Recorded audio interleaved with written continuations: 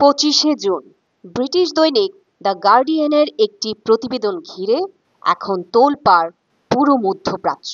যুক্তরাষ্ট্র গত সপ্তাহে বাংকার বাস্টার বোমা দিয়ে হামলা চালায় ইরানের 3টি গুরুত্বপূর্ণ পারমাণবিক স্থাপনায়, নাতানজ, ফোর্দো এবং ইস্পাহান।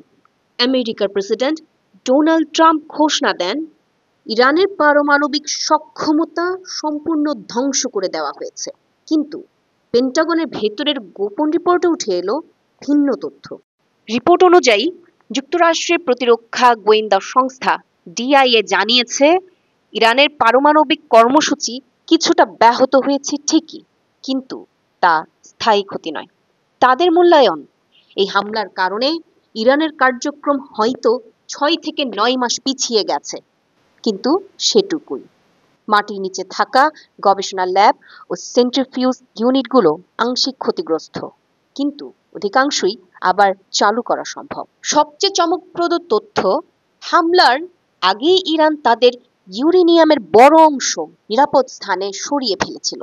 অর্থাৎ পুরো হামলা পরিকল্পনা সত্ত্বেও ইরানের পারমাণবিক শক্তি এখনো টিকে আছে, শুধু কিছুটা সময়ের জন্য থেমে গেছে। তাহলে প্রশ্ন হলো, এই হামলা কি কৌশলগত ব্যর্থতা ছিল, নাকি ইরান আরো শক্তিশালীভাবে ফিরে আসবে? আপনি কি ভাবছেন কমেন্টে জানাতে ভুলবেন না। লাইক দিন, শেয়ার করুন আর আমাদের চ্যানেল সাবস্ক্রাইব করুন এমন আরো তথ্যবহুল ভিডিওর জন্য।